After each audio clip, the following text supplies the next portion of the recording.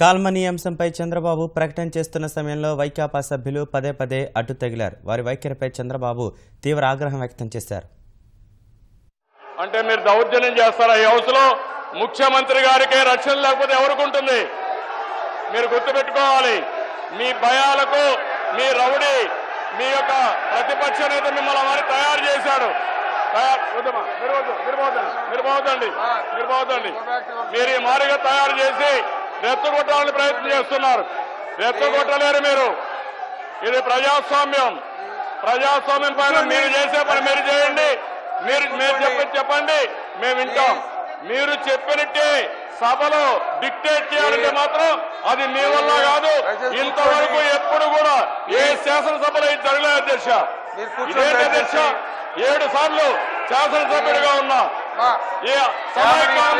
ముఖ్యమంత్రిగానే ఉన్నా, 2 సార్లు ప్రతిపక్ష నాయకుడిగా ఉన్నా. వీళ్ళు ఎప్పుడు సార్ అధ్యక్ష వచ్చారు? ఒకేసారి ఎమ్మెల్యే అయ్యారు. ఒక అండ్రూలీగా తయారైపోయారు. ఎంత దారుణంగా ఉన్నారంటే ఇక్కడికి వచ్చి గొడవ చేస్తారు. ఎవరిని రెచ్చగొడతారు మీరు? ఇది మంచి పద్ధతి కాదు. ఒక మహిళ ఏంటి అధ్యక్ష ఆవిడ మహాడే మాటలు?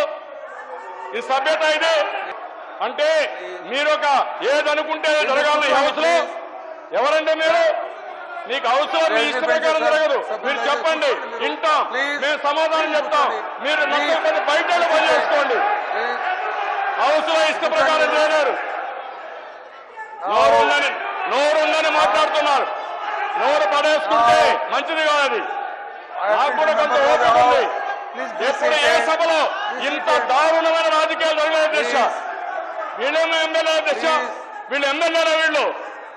వీళ్ళ బజారు రౌడీల కంటే హీనంగా ప్రవర్తిస్తున్నారు. ఎవరుకున్నారు మీరు?